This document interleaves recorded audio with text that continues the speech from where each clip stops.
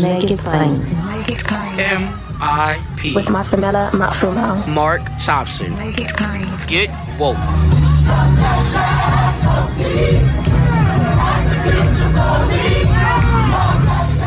Ladies and gentlemen, if you've not subscribed to pressrun.media, you are really missing something. And we talk about his fearless analysis of the media and of journalism.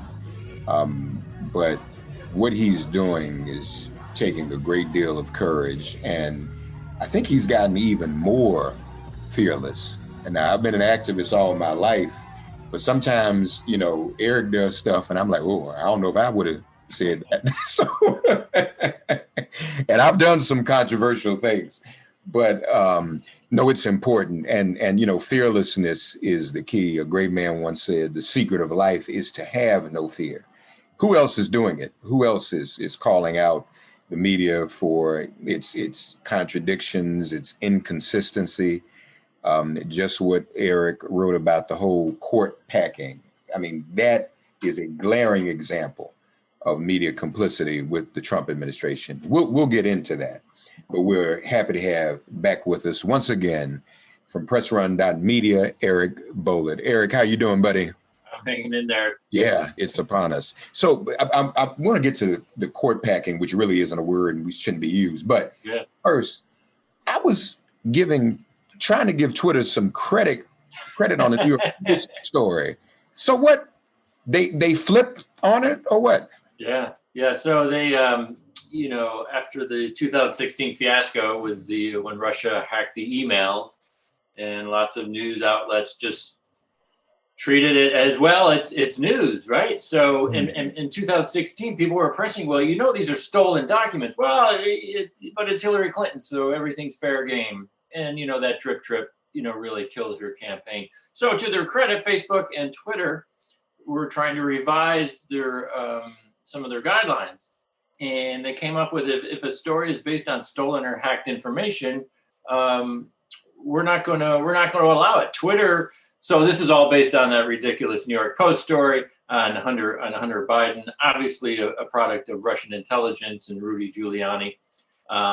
And so it was just a classic desperation throw by the Trump campaign to try to gin up the 2016 campaign again, and emails and things like that. And Twitter just locked it down, said you cannot retweet this link. It's based on stolen documents. Mm-hmm. Facebook was less draconian, but they clearly limited the spread of that story. And you look at it and you say, well, it worked. This is a rare sign of hope. Good to media organizations standing up to the GOP, standing up to misinformation, saying we have new guidelines, and if you don't like it, tough luck. And Twitter said, well, we weren't kidding. Twitter said, well, we're gonna change our, we're gonna cave, because what happened? Fox News and Republicans and everyone went ballistic, called it censorship, called it this, called it that. So it's really just wash, rinse, repeat. I mean, we have seen the entire Republican movement just absolutely hammer these social media companies for years. It started in 2016 when there was this bogus claim that, Google, social media and tech giants, Google was censoring conservative news. And it has just been an absolute hallmark of the Republican and conservative movement, this martyrdom. They don't have a voice. Every day, if you look at the top 10 stories on Facebook that get spread, every day that they're all conservative, every day. So this idea, the Republicans don't have a voice on Facebook or Twitter is ridiculous. So, they stood up for, Twitter found its spine for 12 hours and then they decided to cave. I don't know what they expected. If you're going to do something like this, if you're going to say, we're going to make a stand, we're going to do the right thing, we're not going to allow, Russian intelligence to spread information in a campaign again, then you stand by that. Then you understand the pushback is going to be ferocious. Fox News is going to lay into you all day. The Republican Party is going to call for hearings. They're going to try to subpoena you. That's coming, and just prepare for it. You don't create new you don't create new guidelines saying we're going to take a stand for 6 hours until we get scared. But this is what happens. This is what we call working the refs. Republicans are using the exact same strategy they used against, the mainstream media, newspapers, television, for decades, going back to Spiro Agnew. In the last 5 years, they looked around at the media landscape. They said, "Oh, this is where the power is. This social media and Google, they have the power, not local newspapers. We're going to leave them alone. We're going to focus all our ire, all our anger on these social media and Google. We are going to make their lives a living hell. We're going to hold hearings." And unfortunately, social media companies and Google is responding just like newspapers and television networks responded for 30 years, completely spooked by these attacks, changing their policies, running scared. So the reason the Republicans work the refs is because it works. It works. It works. It works. And unfortunately, Democrats won't even kind of get in the ring. Always has worked. No, unfortunately. Always. But I mean, let's be honest. That's also a manifestation of the media juggernaut that the right wing built. Yes. That liberals and those on the left just didn't. I mean, everybody went to sleep as they began to take over local radio stations and Rush Limbaugh. So we saw this coming. But you just said something. Something I didn't think about until you said it, and you always inspire that kind of intellectual thought in me, Eric. If we know that this and other stories are Russian propaganda, right, and Russian propaganda is disseminated on Russian-owned state media, if any of these outlets or social media promote those stories. I mean, Twitter was right to begin with. You're right, they gave in. But if you re-disseminate that coming from Russia knowingly, then might we as well just say that Putin is not only controlling Russian media, but is enabled to control ours, at least indirectly. If you push it out what he's pushing out, right, what's the difference? Yeah. So, again, there's kind of rays of hope compared to 2016, because this Hunter Biden story was not played the way the Hillary Clinton story was played. The New York Times the next day, its main news story was about, it wasn't on the front page. It wasn't big revelation. It was basically how the story fell apart within hours. And it was kind of the murkiness around the story. Both the New York Times and the Washington Post today have pretty large stories about how the White House was warned about Rudy Giuliani basically being a pawn of the Russian intelligence. I mean, that's where we are. One of Trump's closest advisors. So the good news is, Russia tried to play its card. They worked with Bannon, they worked with Rudy, they worked with the New York Post. Here's the blockbuster story. And a lot of news organizations, unlike 2016, looked at it and said, hey, let's use our heads. Let's see what's happening. Who's pulling the strings here? Do we really want to go down that road again? So that was the good news. And I think the story was so preposterous. It didn't take a lot of courage to say, we're going to pass on the story. But again, as we discussed, Twitter and Facebook tried to do the right thing.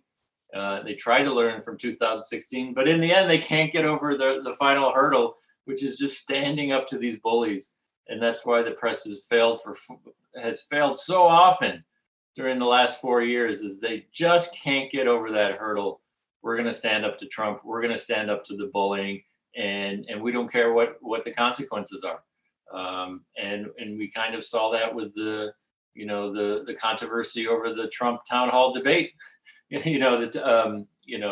NBC town hall, and why that even came about, and why the most consistently unpopular president in American history, someone who is now facing a potential landslide defeat, why is he able to bully people still? I mean, traditionally, if you're afraid of a bully, you're afraid of someone powerful. You're afraid of someone bigger than you. You're afraid of someone who can make your life miserable. How? I don't know. I mean, we both watched how the press got bullied by George Bush in the Republican Party after 9/11. Right. Before the Iraq War, when Bush was polling at 73%. How do you get bullied by someone polling at 36%? I've just never understood that. It just never made any sense. But over and over, it happens. But Eric, you and I have been talking for years. Is it him bullying, or in the segue to NBC? Is it the need to make money off of and build advertisements off of the rubbernecking car accident? If it leads, it leads. I mean, again, you cannot tell me that no one in NBC didn't see how questionable their integrity would be. Yeah. To do that, to reward someone who wouldn't do a safe, socially distant debate in a pandemic. Right. To do the opposite and have it with an audience and then put it at precisely the opposite. They at least could have put it at a different time. Yeah, right. But you put it at the precisely the same time as Joe Biden, who was willing. I mean, that's why we have a commission on presidential debates. He was an example of this is what happens when you don't have that, because that's supposed to at least have some semblance of something. Right. It's gonna be the wild ratings, advertising dollars. I mean, what is that bullying or them? I mean, what was he going to do to NBC? Yeah, exactly. Well, you're right. Comcast, what kind of regulations is he going to hold over their head? So that's always been the question, right? Is it cowardice? Is it indifference? Is it money? I think in the long term, Trump has been great. Trump has been great for the news media, for the national news media. Clicks and ratings, New York Times subscriptions are through the roof. As they market themselves as a whole, kind of a resistance to Trump. In the short term, though, the NBC thing didn't make any sense. As I certainly predicted, I think a lot of people did. It turns out Trump got a smaller audience than Joe Biden, so that was obvious. Trump has consistently been a ratings failure, and it's not just NBC. A year ago, last summer, ABC, for no apparent reason, carved out an hour of its primetime schedule in August, and they said, "Oh, we're gonna have a news special with Donald Trump." And the hook was ABC followed them around for 24 hours. There wasn't a sentence of news within that entire ABC primetime special, and it flopped. It was a huge flop. Huge. I think it came in third in its time slot. So it's kind of this, and cable news. Everyone says, "Oh, the ratings are through the roof." They're not. They're not. CNN, yes, in the campaign year, everyone's gone up a little bit. But CNN during the Trump years is basically, in its primetime ratings, are basically where they were for the Obama years. And it's not like everybody's printing money. So that's always been, I've been wrestling with that for 4 years. If it was crystal clear, obvious that Trump is just absolutely generating revenues and profits, that'd be one thing. Now, I'm contradicting myself because I just keep going back and forth. I will say that basically every White House reporter who has written a book, it's absolute gravy train. I mean, they're all getting, 6-figure book advances. And if you haven't written a Trump book and you work in DC, then you haven't been doing something right. So yeah, I think money plays, I think overall in the long term, money plays a big role in it. But it certainly doesn't explain the NBC. I mean, the NBC thing was thrown together so last minute. It's not like they went out and sold ads. They just put whatever ads they already had in the pipeline. It wasn't like, oh, we're going to have Trump, we're going to triple our ad rates. It doesn't work that way. So there was absolutely no economic advantage for NBC. Chuck Todd was quoted saying he was kept out of the loop. No, nobody told us. MSNBC, Rachel Maddow was clearly, not pleased that the thing had aired on MSNBC. This was strictly from what we can see, an NBC, not even an NBC News decision, or maybe not an NBC. If we believe Chuck Todd, it wasn't an NBC politics decision. it was either an NBC News or just straight up NBC Comcast decision that, the guy who blew up the Biden debate, we're going to give him his time slot. And oh yeah, as you said, it was only a 60-minute event. Could have been 9 o'clock, could have been 10 o'clock, could have been 7 o'clock. But Trump clearly, one of his demands was it's got to be exactly the same time Biden's on. Yeah. And and just real quick, what's the context for this? Why was Trump even available for a town hall? Because during the first, he got infected with COVID, so there had to be a socially distanced debate. And I think more importantly, the debate commission was definitely moving towards cutting off people's mics, because Trump at the first debate acted like a maroon, like a moron, a madman, a lunatic, a maniac. Yeah. So that's the context to all this. It wasn't just like, oh, there was a scheduling snafu and, oh, suddenly Trump's available. Let's give him. He was available because he's a maniac, because he's a madman, and he couldn't, he chickened out of a debate. So why would you enable him? Why would you reward him? And real quick, Margaret Sullivan, the media columnist of the Washington Post, she said this just reiterates the media's biggest failure of the Trump era, which is that every time they just give him unlimited access, just unlimited access. We've seen it with the pandemic briefings, the White House briefings. The day Trump arrived at the White House, the cable news channels decided overnight that every White House briefing had to be carried live and in full. The previous 6 months of the Obama administration, cable news covered 6% of those White House briefings, according to Media Matters. They have covered 100% since Trump showed up. Why? Why are we inventing access rules? Why is Trump, and it's this media myth that Trump is this cultural phenomenon, that America hangs on his every word. Most of America tuned this guy out probably 2 or 3 years ago. I mean, it's exhausting. Why would you not if you had the option?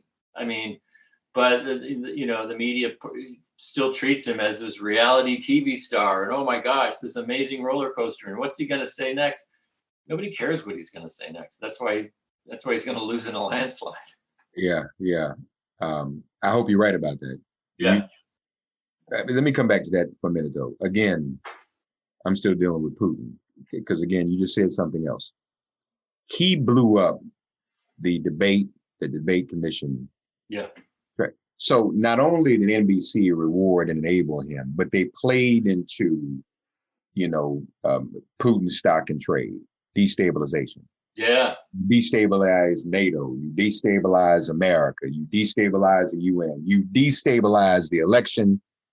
You're also going to destabilize an institution that's kind of been going along pretty non-controversially for years. That's the Commission on Presidential Debates. Yeah. When have they ever had drama like this? And so we're going to destabilize that even. Everything. And, so do you reward that? I mean, at what point do you stop and think, well, we've been covering Russia. We know Russia's all around him. Why would we take the bait of participating in further destabilization? And then NBC brings the destabilization on. When have we seen viral hashtag boycott NBC? I mean, what company needs that? So it's crazy. Yeah, and an hour before, Trump goes on Twitter, I'm going to do this fake forum with fake NBC. I call it Concast. It's hard to see what the benefits were. The networks in particular seem to be absolutely obsessed with access to this White House. Again, even in the waning days of someone who, by all indications, is heading for a landslide. Do you think the networks were obsessed with access to the Carter White House 3 weeks before he got demolished by Ronald Reagan? I mean, what are we talking about? Why would you bow down? This is the most, historically, or bowing down to the W White House when he was polling at 27%. We've never. It's just bizarre. So the networks have always been obsessed with access. And your point about blowing up everything, right? It's this Tasmanian devil approach. Everything he touches, he wants to destabilize and make chaotic. And so he decided that, there's supposed to be a debate next Thursday. I don't know if it's going to happen. Biden says, Trump needs to be tested. Obviously, that's the bare bones ask or requirement. I think there's a 50-50 chance that debate won't happen because Trump will make up another excuse between now and then.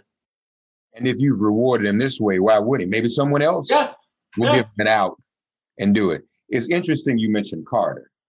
I'm going to be talking to Jonathan Alter. Oh, good, yeah. And Jimmy Carter was actually, I was 13 in 1980, about to turn 14, but the Carter-Reagan race was really the moment of my life where I was fully introduced to electoral politics. Yeah. But what were they covering, as a matter of fact, Eric, 3 weeks out? The story was the hostages. Yeah. It clearly cost Carter the election, fairly, unfairly, what people want to say. I lost my youthful innocence in January of 81 when Reagan took his hand off the Bible and then announced the hostages were freed. Yeah. Okay, I wasn't a kid anymore, Eric. That whatever, I might have remained a kid a few years longer. I don't know. But I was like, no, that doesn't sound right to me. But again, fairness, objectivity. Carter's running for re-election, hostages. This is Nightline, day 451. Where is this is mainstream media, day whatever of the coronavirus, 215,000 people dead? Where is the ticking clock like there was on the hostages? If so, again, Jimmy Carter's Democrat. If Jimmy Carter is overseeing a pandemic and it's 50,000 people dead, what's the coverage? I mean, I don't have to remind you during Ebola. I mean, there was a press narrative. This was going to end the Obama presidency. 2 Americans died, and they weren't affected in the United States. The famous Bloomberg, back then it was Bloomberg Newsweek magazine coverage. Mm-hmm. Ebola with like a blood swipe across the. I mean, people were absolutely saying that could end the Obama administration. I mean, imagine if 215,000 people had died of Ebola.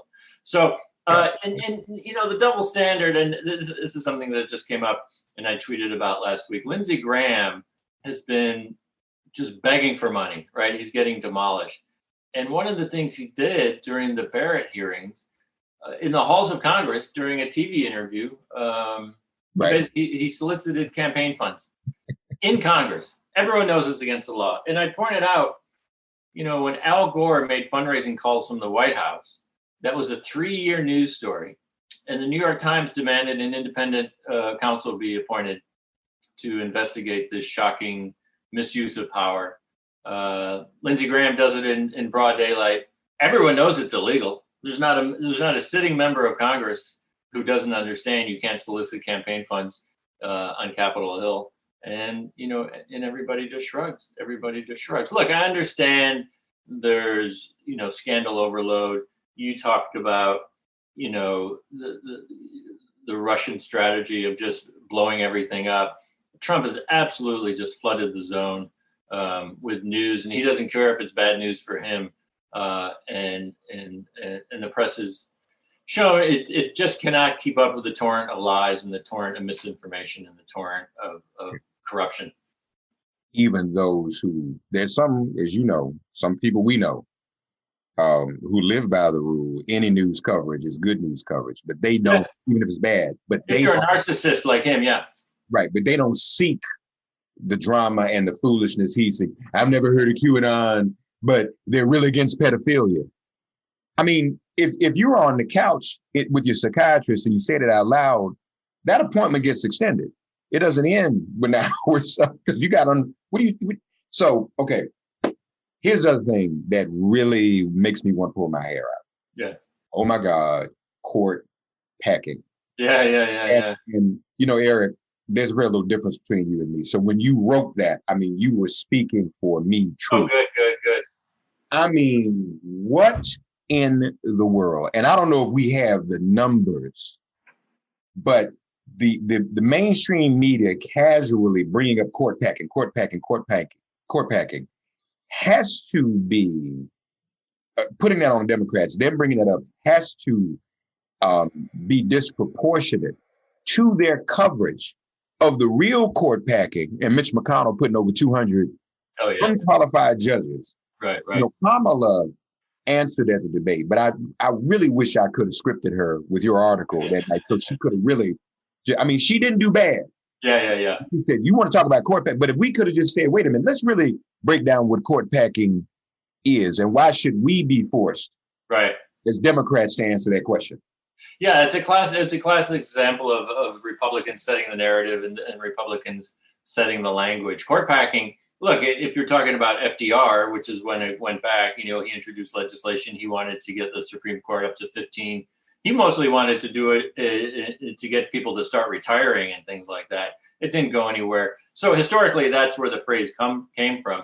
But if you use it now, it's a Republican pejorative. You can talk about expanding the court. You can talk about reforming the court. As I pointed out in my column, the Associated Press has been out in front of this and doing a good job. When they talk about court packing, they describe it as a phrase critics use to explain reform. In their headlines, the Associated Press talks about, is Biden going to expand the court? That's the accurate way to be using it.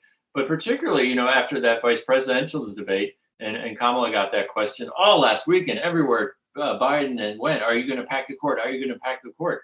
That's a Republican talking point. There's a reason Fox News uses that phrase 10 times more than CNN and MSNBC does. So this is just a classic example of how either consciously or subconsciously, the Beltway press just embraces GOP language, embraces GOP talking points. And you can go way beyond that. I mean, you know, Trump still won't release his taxes. He still won't release basic information about his health, but Biden has to spell out, you know, possible hypothetical judicial strategies for 2 years from now. No, not really. He doesn't. And also, again, you know, the court expansion, particularly about a week ago, was getting a ton of press coverage. I couldn't find 4 voters quoted in any kind of article or report who cared about this. But within the Beltway press, that for a while there, that was the number one issue. Why? Because Republicans said it was the number one issue. Right. So come on, let's break that connection. Let's be accurate. Let's not use, you know, Republican phraseology. If you want to talk about expanding the court, talk about expanding the court. If Biden says he's not going to give you an answer, why do you have to ask him 48 times? I mean, just there's your news story. Leave it to voters. If voters care, that would hurt Biden. I don't think anybody cares. Right. And you're right. Why does he have to answer questions that Trump doesn't? And how about Amy Coney Barrett? There was, by one count, she refused to ask 95 questions during 3 days. She's not going to tell you anything about anything. She's going to have a lifetime appointment on the Supreme Court, and Joe Biden's got to give you. No, it doesn't really work that way. A friend had a great analogy. You know, people pressuring Biden and some people criticizing him for not answering, which they shouldn't be. But he was like, y'all watch basketball? Have you ever heard of Four Corners? Yeah, right. He's in the lead. Yeah, exactly. Four Corners time. You know, let's not. And then, you know, they say things that I have people, well, I don't like that answer. I said, you never heard of Four Corners? Forget it. Don't worry about it. And here's one other quick point. You know, Republicans say, oh, this court hasn't changed in 150 years. And the press kept repeating this line from Mike Pence in the debate. It's been since 1850 since we've changed the number of seats on the Supreme Court. Excuse me, from February 2016 to April 2017, there were 8 justices because the Republican Party stripped a seat on that court. You cannot talk about expanding the court or changing the number of justices and leave out the fact the Republican Party's eliminated a seat for an entire year. So come on. I mean, this is you got to have a little context here. If they'll listen to me, that I'm going to clip what you just said and tell them to use that for the commercial in January. Yeah. To expand the court. This is And again, I've seen some polling. Expanding the court, it's a difficult issue to poll because it's complicated, and so the numbers are coming back. Well, people don't approve that. Let me tell you, when Amy Coney Barrett helps make Obamacare illegal in this country, when she makes abortion illegal in this country, those polling numbers on expanding the court are going to change, and they're going to change overnight. And people are going to look around and say, what country are we living in? Where 75% of Americans support choice, 75% of Americans support Obamacare.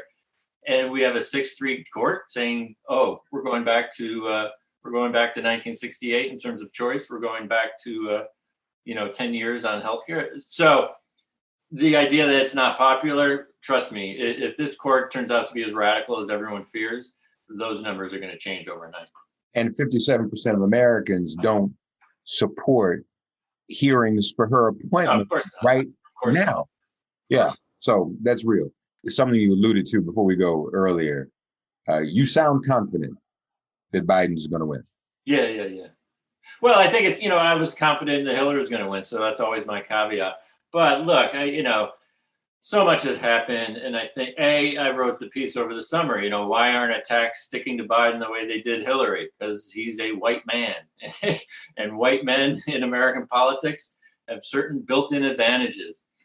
Trump, Biden's been in the Beltway for almost 50 years, but somehow they're not able to paint him as this institutionalist, this villainous, kind of creepy person the way they were able to paint Hillary Clinton. Look, the press wanted to go to war with Hillary Clinton in 2016. The press teamed up with the Republican campaign because they despised her.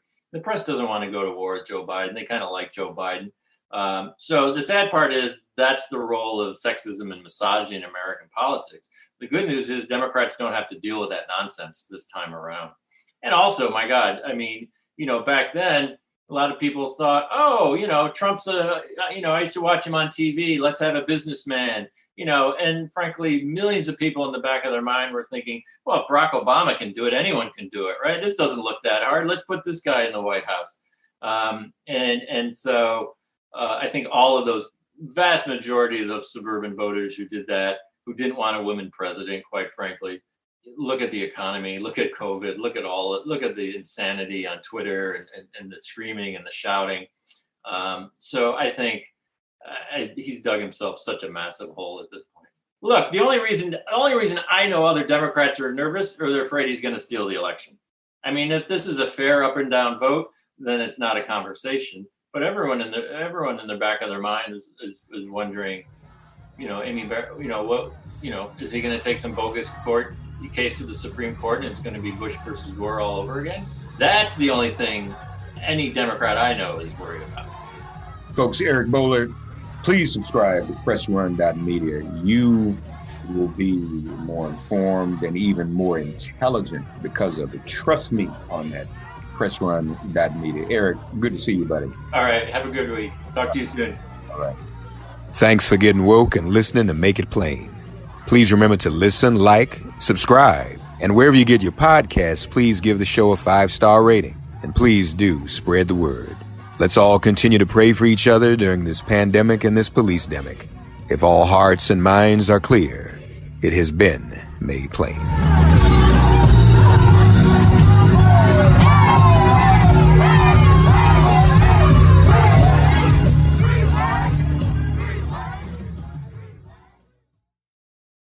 Hey, I'm Andy.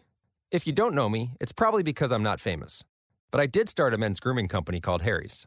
The idea for Harry's came out of a frustrating experience I had buying razor blades. Most brands were overpriced, overdesigned, and out of touch.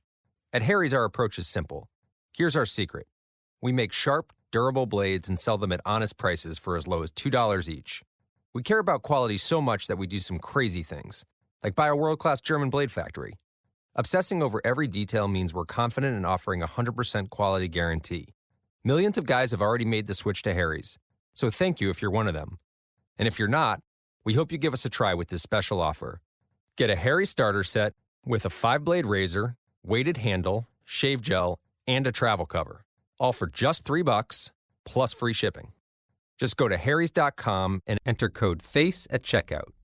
That's harrys.com, code FACE. Enjoy!